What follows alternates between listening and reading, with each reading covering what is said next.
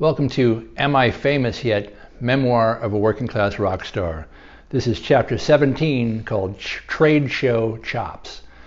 There are certain cats who get famous for being musicians. These are the players who are so gifted, flashy, or spectacular that the other instrumentalists aspire to be like them. There's a whole circuit of players who are well known on niche recordings, in players' magazines, and at industry trade shows. These players have developed a skill I call trade show chops. They can sit down at a manufacturer's booth at a gear expo on a crowded convention center floor with an instrument in their hands and play unaccompanied. They will inevitably do something so flashy and fast that it will make everyone else at the show want to stop what they're doing and watch the performer. Usually this is something highly technical to execute, very flamboyant, showy, loud, and impressive to the average musician.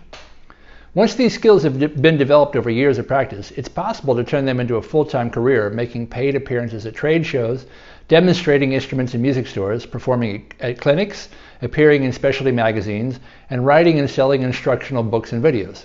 The only drawback to having chops like this is getting an actual gig in a real band.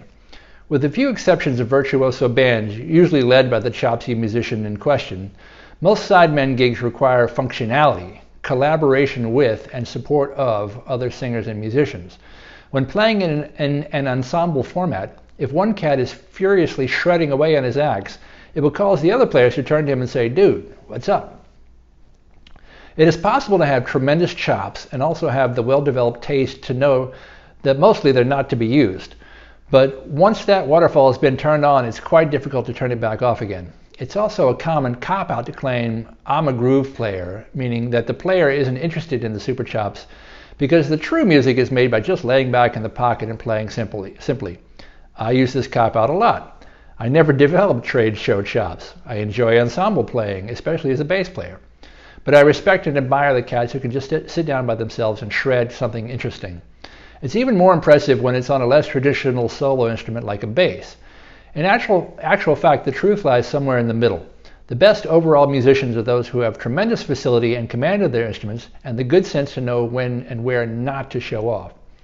Imagine now a musical trade show with dozens or hundreds of manufacturers showcasing their latest models.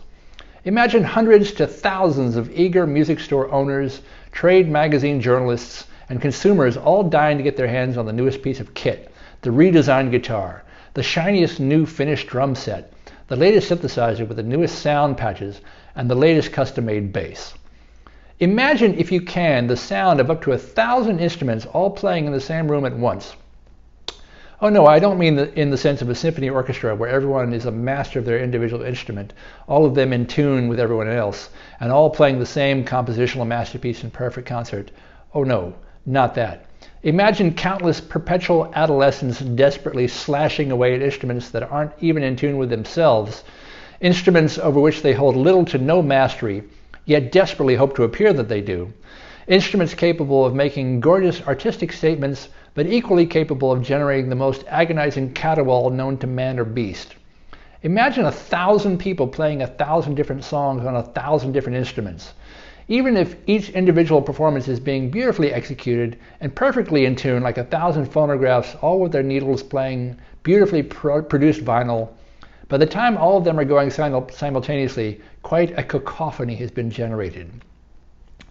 Some trade shows even have sound police with decibel meters in hand, penalizing manufacturers who have noise coming from their booths over a certain level. This helps the overall crush of eardrums quite a bit, but even 1,000 cats playing quietly is a hell of a noise when it all adds up. As I said, I've never developed trade show chops. I've been asked at different times to appear at instrument manufacturers' booths to demonstrate the equipment, talk about my experiences with the gear in real-world settings, and generally to be some sort of artistic ambassador for the company for the day. These invitations also allow me to see all the other new gear from all the exhibitors, as well as to enjoy the schmooze fest that these trade shows invariably become. There's another phenomenon I have identified that I call trade show schmoozing, which involves a combination of asking questions like, "So, what gigs are you doing now?" which is immediately followed by, "Hey, who's playing the instrument played by the person who's asking the question on that gig?" The answer I always want to give and occasionally do is, "Not you, apparently." Hopefully this is done in a good-heartedly enough way to keep to help prevent the next inevitable question from the musician, "Hey, get me on that gig." Trade show schmoozing also involves exchanges like this. "Dude, how's it going?" as the guy looks past dude's face over dude's right shoulder. "Man, I haven't seen you since that gig in Singapore." Looks past dude, this time over dude's left shoulder. "We got to get together and play it again soon, man. That gig was a blast." Sees more famous dude over less famous dude's right shoulder. "Seriously, dude, send me an email. Make sure I have your number." Scoots off towards more famous dude to get a selfie and begin the same exchange again. Repeat ad nauseum. It's exhausting. It's fun to see everyone and to try out all the new shiny toys, but it's tiring, cacophonous, and very loud. One particular trade show I attended was a bass-specific show. All basses, bass amps, bass strings, bass magazines, bass effects pedals, bass t-shirts, and lots of bass players. Though it was smaller than some of the larger trade shows, there were still easily 100 kids actively playing basses all in the same room at the same time. Trade show chops for bass players almost always involve the slap and pop technique played with the thumb and index finger. It's percussive, it's flashy, it's rhythmic and loud.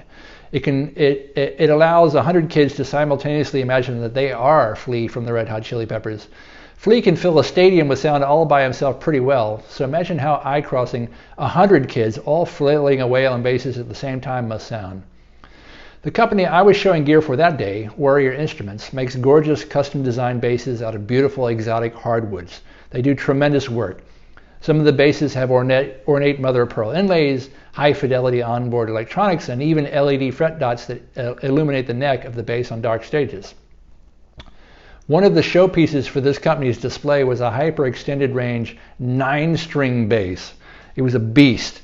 It had a very wide fingerboard necessary to accommodate all of the strings and weighed a ton.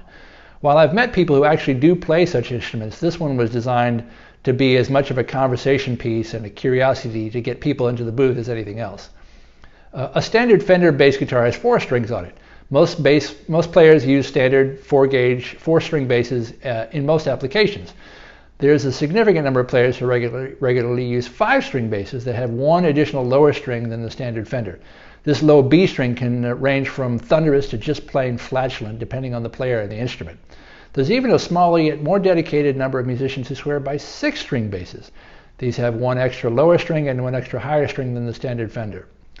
This custom-made 9-string bass had the standard Fender 4 plus 3 higher strings that took the instrument well up into the lead guitar range, but more significantly, it had 2 strings lower than the standard 4. Recall the potential flatulence just described of a bass having only 1 string below standard. The low B string on a 5-string emits a pitch vibrating at only 30 hertz or cycles per second. The Warrior builders had added another bridge cable side string below that, tuned to a theoretically yet arguably imperceptible low F sharp. This creates a piece of steel oscillating at a mere 17 hertz. Human hearing is said to be only practical down to 20 hertz, with occasional frequencies being perceptible down to about 12 hertz in ideal laboratory conditions. A low F sharp is somewhere down in the blue whale or earthquake range. Is it musical? There's some understandable debate about this. Not to mention the fact that most consumer stereo listening equipment is incapable of recreating these tones, even if you were to successfully record them. It would be of questionable business sense to write and record music that would actively destroy the playback equipment of the consumer. This would allow for very limited repeat business. Also at the same trade show, in the very next booth to Warrior Instruments, was a great and successful bass amplifier company called Galline Kruger, aka GK. Bob Galline himself was there that day with his brand new 1,000 watt bass amplifier. This was probably the first year that the number 1,000 had ever been written on the front of any bass amplifier.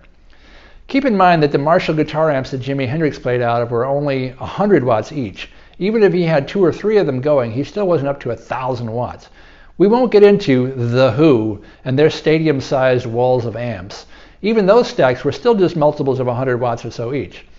Here I was standing between a 9-string bass and a 1,000-watt bass amp. Clearly all I needed was an instrument cable at this point.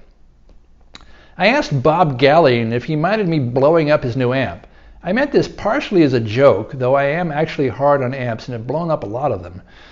I also meant it as a friendly challenge to the ego and reputation of a well-known design engineer with a successful line of products. Bob said, "You won't blow it up." Not meaning that he knew for a fact that I was not a miscreant bent on destroying his product, but rather implying that he was confident in the performance of his new earth-shattering, drummer-crushing doomsday device. Challenge accepted.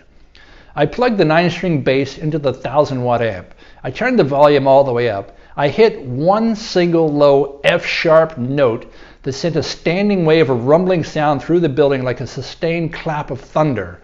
For a brief few seconds, over 100 kids who were busy furiously flailing away like little jackhammers on as many basses stopped what they were doing and all turned their heads in unison like groundhogs to look at the source of this rumble.